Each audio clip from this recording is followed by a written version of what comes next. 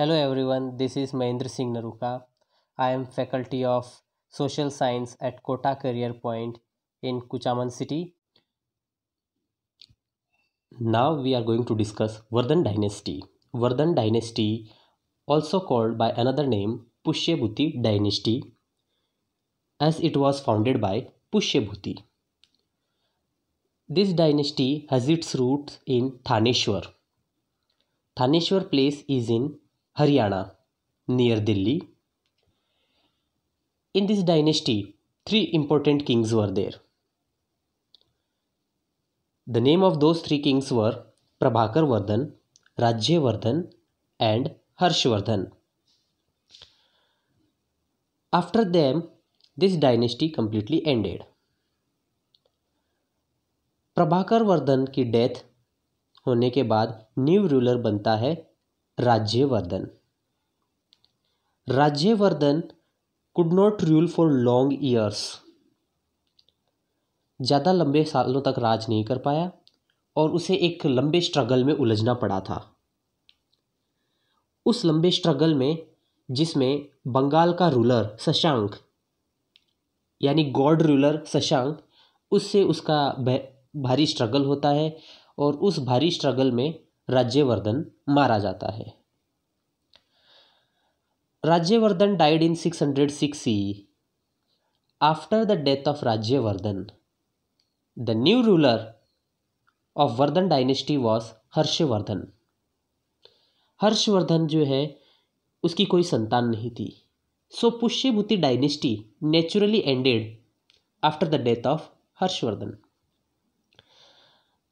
Now we are going to talk about Harshvardhan. As you can see in this image, Harshvardhan, he was a strong warrior, skilled administrator, public welfareist, and peace lover. यानी एक श्रेष्ठ योद्धा, कुशल प्रशासक, लोक कल्याणकारी और शांति प्रेमी राजा हुआ करता था Harshvardhan. Probably he was the last Hindu emperor in the Indian history. शायद वो भारतीय इतिहास का सबसे आखिर हिंदू सम्राट हुआ करता था. हर्षवर्धन के बैकग्राउंड और उनकी उपलब्धियों के बारे में हम बात करेंगे. सबसे पहले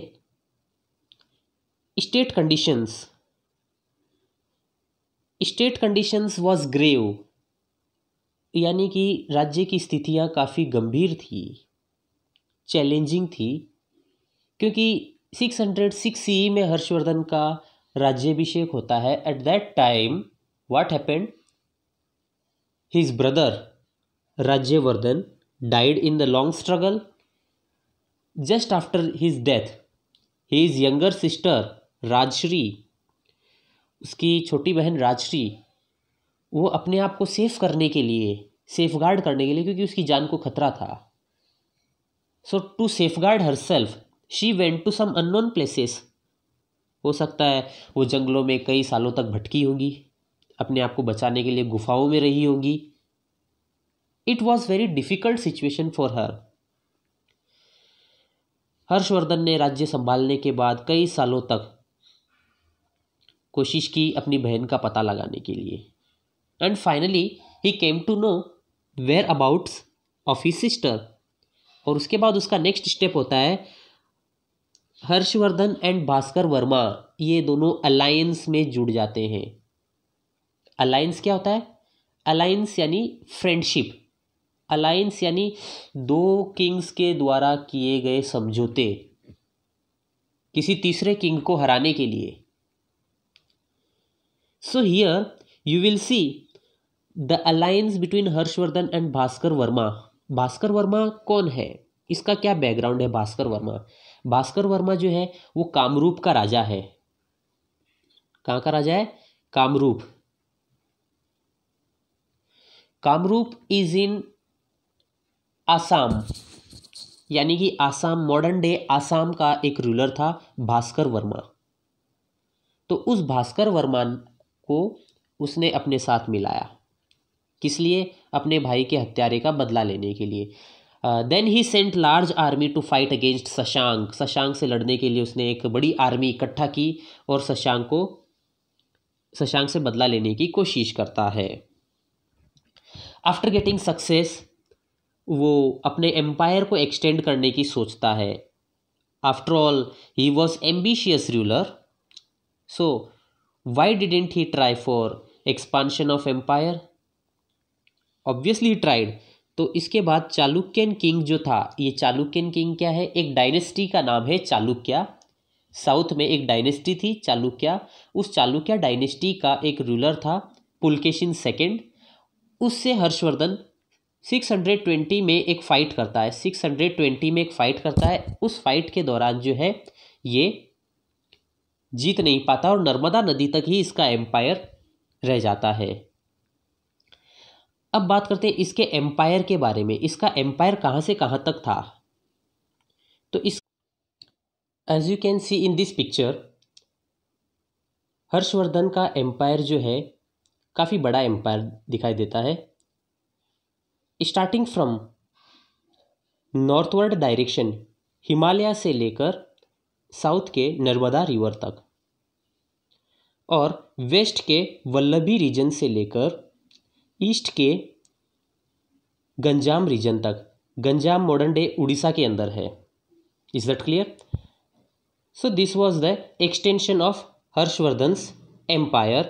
हर्षवर्धन का इतना बड़ा साम्राज्य हुआ करता था, पावरफुल एम्पायर ऑफ हर्षवर्धन। इसके बाद हम बात करेंगे उसकी कैपिटल की। His capital was Kannauj. Kannauj modern day Uttar Pradesh में है और Kannauj was the centre of power at that time. Harshavardhan के टाइम पर ये एक सेंटर ऑफ पावर हुआ करता था, यानी कि जहाँ से पावर चलाया करते थे, किंग्स, किंगडम्स मेंटेन हुआ करते थे। तो capital was Kannauj, modern day Uttar Pradesh. फिर इसके बाद में हम बात करेंगे हर्षवर्धन के कल्चरल अचीवमेंट्स की। So number 1 is title of Maharaj Adhiraj. उसे महाराज अधिराज का टाइटल हासिल था, यानी कि महाराजों के ऊपर भी महाराज। द वर्ड महाराज अधिराज,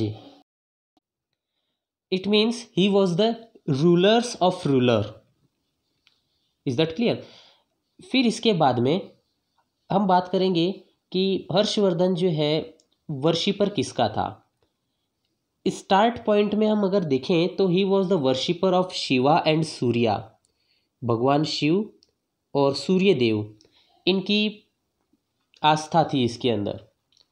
लेकिन धीरे धीरे ये इन दोनों से टर्न आउट होकर बुद्धिज़्म फॉलो करता है। बुद्धिज़्म की ब्रांच है महायान बुद्धिज़्म। महायान बुद्धिज़्म, आपने प्रीवियस क्लास में बुद्धिज़्म की 2 ब्रांचेस पढ़ी थी। उनमें से एक ब्रांच है महायान बुद्धिज़्म और दूसरी है हीनयान बुद्धिज़्म। महायान बुद्धिज़्म जो है वो काफ़ी लार्जर पार्ट में एक्सटेंड हुई थी। नेक्स्ट इसमें इसके बारे में बताया जाता है कि ये दानवीर कर्ण की तरह दान दक्षिणा किया करता था।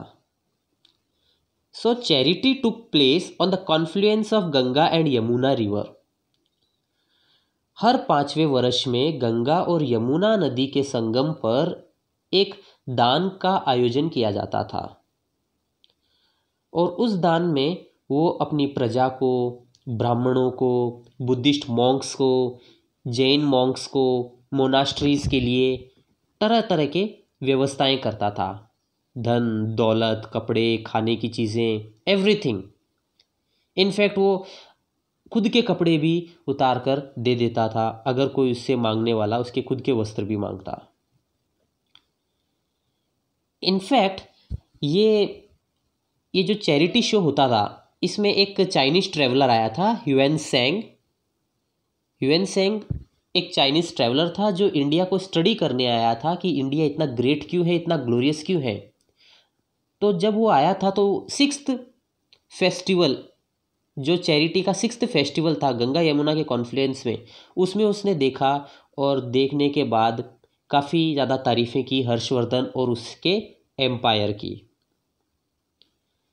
Harshvardhan himself was the was the lover of art and architecture, और इसीलिए उसने 3 पोएम्स कंपोज की, सॉरी पोएम्स नहीं थी, ये 3 पीस ऑफ लिटरेचर्स थे। उनके नाम काफ़ी इंपॉर्टेंट है, आप ध्यान रखिए, नागनंद, रत्नावली एंड प्रियदर्शिका। 1 मार्क के व्यू पॉइंट से बहुत बहुत इंपॉर्टेंट है, आपको ये नाम ज़रूर याद रखने होंगे। He compose 3 place, Nagananda, Ratnavali and Priyadarshika. तो ये तीनों संस्कृत लैंग्वेज में लिखी गई थी, ये भी ध्यान रखिए। Harshvardhan gave protection to Banabhatta. Banabhatta कौन है? Banabhatta was the writer of Kadambari and Harshacharita. Harshacharita से ही हमें हर्षवर्धन के बारे में, उसके हिस्ट्री के बारे में जानने को मिलता है। उसके अलावा भी कुछ इम्पोर्टेंट लेखकों को, विद्वानों को, स्कॉलर्स को उसने प्रोटेक्शन दिए। उनके नाम इस प्रकार है: Mayur, Subandhu, Matang, Divakar, Ishan etcetera. As you can see in this picture, Harshvardhan का एम्पायर जो है काफ़ी बड़ा एम्पायर दिखाई देता है। Starting from northward direction, Himalaya से लेकर साउथ के नर्मदा रिवर तक, और वेस्ट के वल्लभी रीजन से लेकर ईस्ट के गंजाम रीजन तक। गंजाम मॉडर्न डे उड़ीसा के अंदर है। Is that clear? So this was the extension of Harshavardhan's empire. Harshavardhan का इतना बड़ा साम्राज्य हुआ करता था, पावरफुल एम्पायर ऑफ हर्षवर्धन। इसके बाद हम बात करेंगे उसकी कैपिटल की। His capital was Kannauj. Kannauj modern day Uttar Pradesh में है, और Kannauj was the centre of power at that time. Harshavardhan के टाइम पर ये एक सेंटर ऑफ पावर हुआ करता था, यानी कि जहाँ से पावर चलाया करते थे, किंग्स, किंगडम्स मेंटेन हुआ करते थे। तो capital was Kannauj, modern day Uttar Pradesh. फिर इसके बाद में हम बात करेंगे हर्षवर्धन के कल्चरल अचीवमेंट्स की। So number 1 is title of Maharaj Adhiraj. उसे महाराज अधिराज का टाइटल हासिल था, यानी कि महाराजों के ऊपर भी Maharaj. The word Maharaj Adhiraj, it means, okay, after Harshvardhan, India saw emergence of regional kingdoms. After Harshvardhan, Indian history took a new turn, wherein there was no universal control. Harshvardhan एक आखिरी पावरफुल राजा था इंडियन हिस्ट्री में, और उसकी डेथ के बाद में भारत के अंदर रीजनल किंगडम्स बनने लग गए। तो उन्हीं रीजनल किंगडम्स में से हम पहले पढ़ेंगे पाल डायनेस्टी को। 750 सीई से लेकर 1174 सीई तक। हिस्टोरियंस, राइटर्स ऐसा कहते हैं कि ये मिडीवल हिस्ट्री की शुरुआत थी। हर्षवर्धन तक एंशियंट हिस्ट्री ख़त्म हो जाती है, यानी द ओल्डेस्ट हिस्ट्री ख़त्म हो जाती है, और फिर middle part of Indian history starts. Time period कब से? 750 से लेकर है। तो 3 यहाँ पर रीजनल डायनेस्टीज थी। वैसे 3 नहीं थी, कई थी, लेकिन ये 3 कंटेम्पररी थी, यानी कि एक दूसरे के टाइम पीरियड के साथ मैच करती थी। So first of all, we will try to understand Pal dynasty. Pal dynasty का फाउंडर था गोपाल। इसने बंगाल में इस डायनेस्टी को फाउंड आउट किया। इसका जो सेकंड किंग था धर्मपाल। धर्मपाल काफ़ी एक यशस्वी, कीर्तिमान हासिल कर चुका राजा था। He was famous and powerful because of 2 reasons. 2 कारण थे जिसकी वजह से इसकी पावर का पता चलता है। सबसे पहला तो इसने कन्नौज तक एक्सपांड किया अपने रीजन को। कन्नौज याद रखिए, मैंने पिछले स्लाइड्स में भी बताया था, Kannauj was the centre of power. Harshvardhan के टाइम में भी Kannauj was the centre of power. तो कन्नौज एक ऐसी जगह जिसके लिए सबका मन करता था कि इस रीजन पर हमारा अधिकार हो। सो पाल डायनेस्टी का जो रूलर था धर्मपाल, उसने कन्नौज पर अपना पावर एक्सपांड कर लिया। और कन्नौज पर पावर हासिल करते ही अब उसके लिए चैलेंज था कन्नौज को बचाना। तो ट्रायंगुलर स्ट्रगल चल रहे थे उस समय। 3 डायनेस्टीज के स्ट्रगल चल रहे थे। 2 डायनेस्टीज थी, Rashtrakuta dynasty and Gurjara Pratihara dynasty. अब ये क्या होती है राष्ट्रकूट डायनेस्टी और गुर्जर प्रतिहार डायनेस्टी, ये हम आगे के स्लाइड्स में डिस्कस करेंगे। इसका जो थर्ड किंग था देवपाल, जिसका रूलिंग पीरियड था 810 CE से लेकर 850 CE तक, इसने कैपिटल शिफ्ट की। पाटलिपुत्र पहले कैपिटल थी। पाटलिपुत्र मॉडर्न डे बिहार के अंदर है और वो अपनी कैपिटल को शिफ्ट करता है बंगाल में। बंगाल उस समय भी काफ़ी ज़्यादा प्रोडक्टिव रीजन हुआ करता था इकोनॉमिक व्यू पॉइंट से, और उस जगह पर उसने अपनी कैपिटल शिफ्ट कर ली। The next step taken by him was to invite the ambassadors of great countries. तो इंडोनेशिया नाम का एक देश आज है, वहाँ पर एक सुमात्रा आइलैंड आपको दिखाई देगा वर्ल्ड मैप में आप देखोगे तब। तो सुमात्रा का एक राजा था जिसका नाम था बालपुत्र देव ने इंडिया और इंडोनेशिया के अच्छे रिलेशंस होने के लिए एक एम्बेसडर को भेजा था।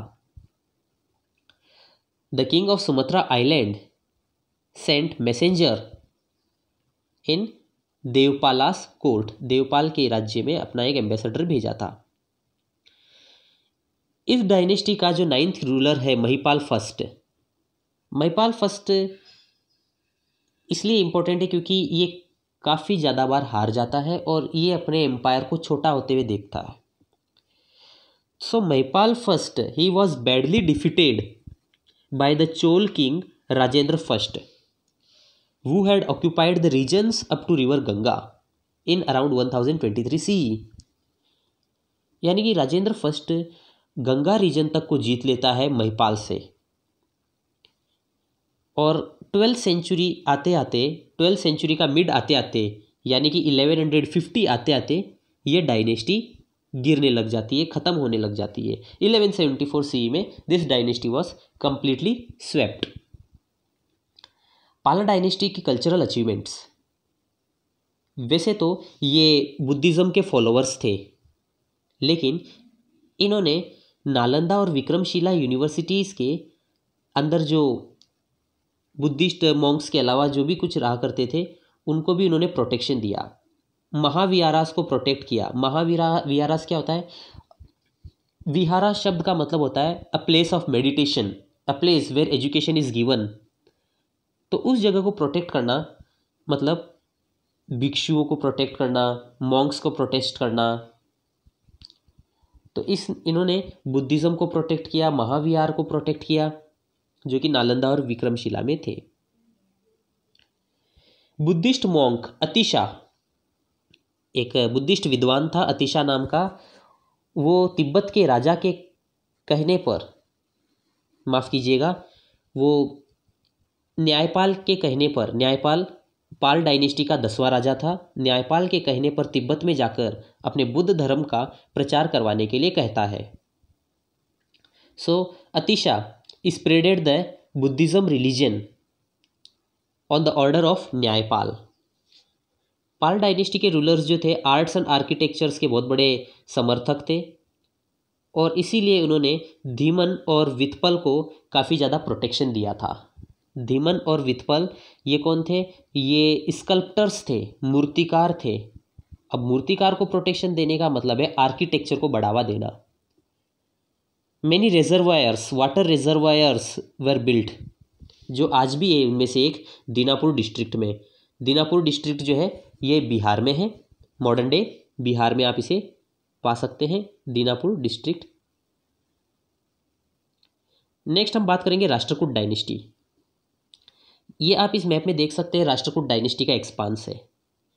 शुरुआत में राष्ट्रकूट डायनेस्टी सिर्फ छोटे से रीजन पर ही लिमिटेड थी।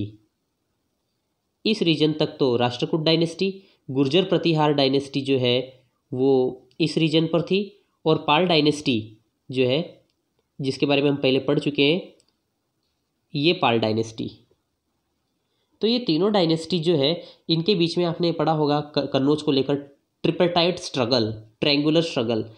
कन्नौज को लेकर इन तीनों डायनेस्टीज़ के बीच में एक ट्रायंगुलर स्ट्रगल होता है। उस ट्रायंगुलर स्ट्रगल में वैसे जीत परफेक्टली किसी की नहीं होती है, पर गुर्जर प्रतिहार के रूलर्स जो है अपने पास कन्नौज को लंबे समय तक रख पाते हैं। बाकी तीनों के बीच में कहीं ना कहीं फाइट होती है, कोई डिप्लोमेटिकली जीत जाता है, कोई मिलिटरीली जीत जाता है। तो इस तरह से इनके बीच में संघर्ष चलता रहा। सो राष्ट्रकूट डायनेस्टी, यह डायनेस्टी 736 से लेकर 982 सी तक चली थी।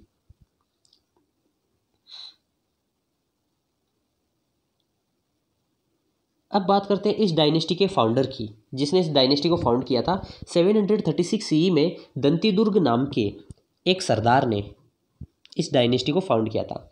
Keep remember, he was the baron, यानी वो एक सरदार था। 736 सी में इसने डायनेस्टी फाउंड आउट की थी, और इस डायनेस्टी के अंदर टोटल 14 किंग्स थे। 14 total kings were there in this dynasty. Dantidurga ने इस डायनेस्टी को फाउंड आउट करने के लिए last Chalukyan ruler Kirtivarman second को हरा दिया था। कीर्तिवर्मन सेकेंड कौन था? अब ये चालुक्यास के बादामी ब्रांच का, बादामी जिसका दूसरा नाम है वातापी, और ये एक प्लेस को इंडिकेट करती है। कर्नाटक में एक प्लेस है वातापी, और उस जगह के जो चालुक्य डायनेस्टी थी उसको कहा जाता है चालुक्यास ऑफ बादामी या चालुक्यास ऑफ वातापी। उसका एक रूलर था कीर्तिवर्मन सेकेंड, उसको डिफीट कर देता है और ये डायनेस्टी शुरू हो जाती है। इसका फोर्थ रूलर ध्रुव, वो वत्सराज को 800 सी में डिफीट करता है। अब ये वत्सराज कौन है? ये अगली डायनेस्टी में, गुर्जर प्रतिहार डायनेस्टी में आप पढ़ोगे वत्सराज के बारे में कि ये नागभट्ट सेकेंड का बेटा था, और गुर्जर प्रतिहार डायनेस्टी में इसने सम्राट की उपाधि धारण की थी। सो फोर्थ रूलर ध्रुव जो था वो राष्ट्रकूट डायनेस्टी का था, वत्सराज जो है गुर्जर प्रतिहार डायनेस्टी का था। 800 सी में दोनों के बीच में घमासान हुआ, and the result of which was Vatsaraja was killed. Fifth ruler Govinda third, उसने नागभट्ट सेकेंड को हरा दिया था। Nagabhata second belong to which dynasty? Gurjara Pratihara dynasty. और धर्मपाल, जिसके बारे में हम प्रीवियसली पढ़ चुके हैं, he was the ruler belonging to Pala dynasty. याद है आपको, इसे कहा गया था ग्रेट रूलर कहा गया था। क्यों कहा गया था इसको ग्रेट रूलर? क्योंकि इसने कन्नौज तक एक्सपांशन कर लिया था और अपने आप को ट्रायंगुलर स्ट्रगल में लेस अफेक्टेड रहने का भी दावा किया था। राष्ट्रकूट डायनेस्टी का सिक्स्थ रूलर था अमोघवर्ष, वो वॉज पीस लविंग किंग। शांति प्रिय राजा था, शांति प्रेमी राजा था, जिसने 64 साल तक इस डायनेस्टी में राज किया था। और अमोघ वर्ष के बारे में एक अरेबियन ट्रैवलर आया था सुलेमान नाम का, उसने अमोघ वर्ष को बड़े राजाओं की लिस्ट में शामिल किया था। महान राजाओं की लिस्ट में से शामिल किया जाता है। इसके बाद में कृष्णा सेकेंड और इंद्र थर्ड, इन्होंने महिपाल को हरा दिया था। महिपाल कौन? पाल डायनेस्टी का एक रूलर था महिपाल, उसे डिफीट कर देते हैं ये लोग। और उसके बाद में राष्ट्रकूट और चोल के बीच में स्ट्रगल छिड़ जाता है, और ये सब होता है इस डायनेस्टी के रूलर कृष्ण थर्ड के टाइम पर। कृष्ण थर्ड 12th किंग था, और राष्ट्रकूट वर्सेस चोला एक ज़बरदस्त फाइट होता है, और इस फाइट के साथ ही शुरुआत होती है इस डायनेस्टी के डिक्लाइन होने की। यह डायनेस्टी फिर ज़्यादा लंबे तक नहीं टिकती है। राष्ट्रकूट डायनेस्टीज को खत्म करने वाले लोग ही चालुक्यास थे। It is very important to remember, it was started because of Chalukyas and it was ended because of Chalukyas. लेकिन यहाँ पर चालुक्यास ऑफ कल्याणी है, वहाँ पर चालुक्यास ऑफ वातापी थे, आई मीन टू से चालुक्यास ऑफ बादामी। तो कल्याणी के चालुक्यास में एक रूलर था जिसका नाम था तैलप। एक रूलर था जिसका नाम था तैलप। तैलप ने 973 सी में कर्क सेकेंड नाम के राष्ट्रकूट रूलर को हरा दिया, और मान्यखेत पर कब्जा किया। ये मान्यखेत मॉडर्न डे गुलबर्गा कर्नाटक में है, गुलबर्गा डिस्ट्रिक्ट ऑफ कर्नाटक। तो उस कर्नाटक के हिस्से पर इसने कब्जा कर लिया तैलक ने। फिर बात करेंगे हम इनकी सांस्कृतिक उपलब्धियों के बारे में, यानी कल्चरल अचीवमेंट्स के बारे में। राष्ट्रकूट डायनेस्टी के रूलर्स जो थे वो वैदिक धर्म के सपोर्टर थे, वैदिक धर्म यानी हिंदू धर्म के सपोर्टर थे। कृष्णा फर्स्ट ने कैलाशनाथ मंदिर बनवाया था। एलोरा के अंदर एक कैलाशनाथ मंदिर है, आप देख सकते हैं अगली स्लाइड में। ये कैलाशनाथ टेम्पल है। ये मोनोलिथिक स्ट्रक्चर है। मोनोलिथिक स्ट्रक्चर मतलब सिंगल स्टोन का बनाया हुआ, उसको कार्व्ड आउट किया हुआ। एलोरा में बनाया गया है। Ellora is a place in Aurangabad district of Maharashtra. Modern day Aurangabad district में है, महाराष्ट्र के औरंगाबाद, जो कि रिसेंटली काफ़ी न्यूज़ में भी रहा हुआ है। माइग्रेंट्स की वजह से काफ़ी माइग्रेंट्स की डेथ हुई थी उस जगह पर। तो औरंगाबाद डिस्ट्रिक्ट के अंदर एक कैलाशनाथ टेम्पल है, वेलूर नाम की जगह है। वहाँ पर भगवान शिव को डेडिकेटेड एक टेम्पल बनाया गया था, और इस टेम्पल को बनाने का काम कृष्णा फर्स्ट के टाइम पर हुआ था। कृष्णा फर्स्ट एक पावरफुल रूलर था उस समय का, जो कि आर्ट एंड आर्किटेक्चर को काफ़ी बढ़ावा देता था। So not only Kailashnath temple was build, बहुत सारे टेम्पल्स बनाए गए थे, अदर टेम्पल्स भी बनाए गए थे। Many huge temples were also build. फिर बात करते हैं हम इन्होंने संस्कृत और कन्नड़ लिटरेचर को बढ़ावा दिया था। फिर इसके बाद में अरेबियंस ट्रैवलर्स, अरेबियन स्कॉलर्स ने राष्ट्रकूट राजाओं को बलहारा कहा था, बलराज कहा था। फिर हम बात करेंगे नेक्स्ट डायनेस्टी की, गुर्जर प्रतिहार डायनेस्टी। गुर्जर प्रतिहार डायनेस्टी, ये जो नाम है ये दो शब्दों से डिराइव्ड किया गया है। सबसे पहले बात करते हैं गुजरात वाले रीजन की। गुजरात वाले रीजन के वजह से ही इनका नाम गुर्जर पड़ा था। और प्रतिहार जो होता है इसका मतलब होता है रक्षक, और ये अपने आप को भगवान श्री राम के छोटे भाई लक्ष्मण जी का वंशज मानते थे।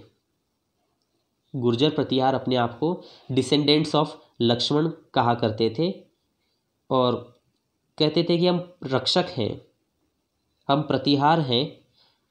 और इस डायनेस्टी की शुरुआत होती है 725 CE में नागभट्ट के द्वारा। नागभट्ट वॉज बैरन इन गुजरात। गुजरात में एक सरदार हुआ करता था नागभट्ट। ये नागभट्ट जो है 725 से लेकर 756 तक रूल करता है। इसके बाद में फोर्थ इंपॉर्टेंट रूलर जो कि स्टोरी में आता है वो है वत्सराज। वत्सराज को आपने पिछले स्लाइड में भी पढ़ा होगा। राष्ट्रकूट का जो रूलर था उसके साथ काफ़ी ज़्यादा स्ट्रगल होता है, ध्रुव के साथ काफ़ी स्ट्रगल होता है। फोर्थ रूलर था राष्ट्रकूट डायनेस्टी का, और इस डायनेस्टी का यानी गुर्जर प्रतिहार डायनेस्टी का भी फोर्थ रूलर था वत्सराज। तो इन दोनों के बीच में एक स्ट्रगल होता है जिसके अंदर ये वत्सराज जो है हार जाता है। वत्सराज का बेटा जिसका नाम होता है नागभट्ट सेकेंड, इसने गंगा वैली पर अपना कब्जा कर लिया था, अटैक किया था गंगा वैली पर, और कन्नौज को इसने अपने कंट्रोल में ले लिया था। उस समय कन्नौज जो था वो पाला डायनेस्टीज़ के हाथों में था, और अब ये गुर्जर प्रतिहार डायनेस्टीज़ के हाथों में आ गया है, लेकिन ज़्यादा लंबे समय तक इसके हाथों में नहीं रहा, और इसे राष्ट्रकूट डायनेस्टी का राजा गोविंद थर्ड डिफीट कर देता है। इस डायनेस्टी के पावरफुल राजाओं में भोज फर्स्ट नाम मिलता है। भोज फर्स्ट को पॉपुलरली कहा जाता है मिहिर भोज, और हिंदी में एक कहावत भी इसी नाम से ही बनी हुई है, कहाँ राजा भोज कहाँ Gangu Teli. So Bhoj first was very powerful ruler, very strong warrior, मजबूत योद्धा, मजबूत राजा। तो ये सब क्वालिटीज़ के साथ ही गुर्जर प्रतिहार डायनेस्टी काफ़ी ज़्यादा तरक्की करने लग गई थी, काफ़ी ज़्यादा पावर इनके हाथों में आने लग गई थी। इसके बाद बात करते हैं महेंद्रपाल की। महेंद्रपाल जो कि राजशेखर नाम के कवि का प्रोटेक्टर और स्टूडेंट दोनों था। राजशेखर जिसने कर्पूर मंजरी लिखी थी, ये नाम आप याद रखिए। Rajshekhar was the composer of Karpur Manjari, very important from one marks point of view. Rajshekhar ने कर्पूर मंजरी नाम की एक एपिक लिखी और उसे डिस्क्राइब किया इंडियन हिस्ट्री को। फिर इसके बाद बात करते हैं, इसी डायनेस्टी का रूलर था Mahipal. Mahipal was defeated badly bye Indra third. Indra third जो था राष्ट्रकूट डायनेस्टी से बिलोंग करता था। तो महिपाल के टाइम पर यानी कि 912 से 944 के बीच में एक स्ट्रगल होता है गुर्जर प्रतिहार का और राष्ट्रकूट डायनेस्टीज के बीच में। सेम रीज़न, वही कन्नौज पे कंट्रोल को लेकर। तो यहाँ पर गुर्जर प्रतिहार का राजा महिपाल बुरी तरह से हार जाता है और यह महिपाल के हारने के बाद से ये डायनेस्टी धीरे धीरे कमज़ोर पड़ने लगती है। Dynasty starts to decline. After him other rulers, Bhoja second, Vinayak Pal, Mahendra Pal, Devapala, Mahipala second और विजयपाल। लेकिन ये भी रूल करते रहे किसी तरह से 1013 सी तक रूल करते रहे। यानी कि इनका रूल इतना यूनिवर्सल नहीं था, बट फिर भी ये किसी अलायंस के साथ या किसी के साथ समझौता करते हुए किसी न किसी प्रकार से 1013 सी तक रूल करते रहे थे। महिपाल को हराया कब गया था? 944 में हराया गया था राष्ट्रकूट रूलर इंद्र थर्ड के द्वारा। सो 944 से 1013 तक यानी कि लगभग जो 65 साल का टाइम पीरियड है, उस टाइम पीरियड में गुर्जर प्रतिहार dynasty somehow managed to rule. जैसे तैसे ये लोग आगे बढ़े, उस समय एक कमज़ोर राजा जिसका उदय होता है राज्यपाल। ये दौर था महमूद गजनवी के आक्रमणों का। महमूद गजनवी जो कि गजनवी किंगडम से आया हुआ था, अफ़गानिस्तान के गजनी रीजन से आया हुआ था और उसका एक ही मकसद था, लूटना, लूटना और लूटना। उसने इंडिया के बहुत सारे इलाकों में लूट मचा रखी थी। तो राज्यपाल ने जब देखा कि Mahmud Ghaznavi was very much powerful, वो किसी को भी मार सकता है, तो राज्यपाल ने महमूद गजनवी की सवर्निटी यानी सुप्रीमेसी स्वीकार कर ली। बिना लड़े ही उसे सब कुछ दे दिया। उसने कहा मुझे मत मारो, आपको जो चाहिए आप यहाँ से ले जाओ, धन दौलत स्त्री जो चाहिए आप ले जाओ, बट प्लीज़ डोंट किल मी। तो इतने कमज़ोर राजा का होने का कोई मतलब ही नहीं जो समाज की प्रजा की रक्षा न कर सके। इसीलिए महमूद गजनवी के जाने के बाद में कालिंजर का चंदेल राजा जिसका नाम था Ganda, once again I am repeating, Kalinjar Madhya Pradesh का ही एक पार्ट है। कालिंजर्स चंदेला किंग, कालिंजर का चंदेल राजा गंड और कुछ अन्य राजपूत राजा मिलकर राज्यपाल को ख़त्म कर देते हैं। Rajyapal was killed by Kalinjar's Chandel king Ganda plus other Rajput rulers. ये सब मिलकर उसे राज्यपाल को मार देते हैं और फिर कन्नौज को एक नया राजा मिलता है, यानी कि गुर्जर प्रतिहार डायनेस्टी को एक नया राजा मिलता है, Trilochan Pal. But again he was also very weak. फिर बात करेंगे हम गहड़वाल डायनेस्टी के उदय की और राठौड़ डायनेस्टी के एमरजेंस की। जब ये गहड़वाल और राठौड़ एक साथ आए तो इन्होंने प्रतिहार को 11वीं सेंचुरी सेकेंड क्वार्टर में, 11वीं सेंचुरी सेकेंड क्वार्टर यानी कि 1150 के आसपास, माफ़ कीजिए 11वीं सेंचुरी के सेकेंड क्वार्टर मतलब 1050 के आसपास यानी कि 136 सीई में इनको ख़त्म कर देते हैं और ये डायनेस्टी टोटली लॉस्ट हो जाती है इंडियन हिस्ट्री से। In the platform of Indian history this dynasty was completely ended. इस डायनेस्टी के शुरुआती रूलर्स ने अरेबियंस को रोक के रखा। अरेबियंस का जब भारत पर अटैक हो रहा था तो उस टाइम पर इन लोगों ने रोक कर रखा था। नागभट्ट ने रोक कर रखा था, वत्सराज ने रोक कर रखा था। तो इन लोगों ने अरेबियंस के अटैक को काफ़ी हद तक कंट्रोल करके रखा था, काफ़ी हद तक रोक के रखा था। So I hope that you have clearly understood this video. Thank you. Have a nice day.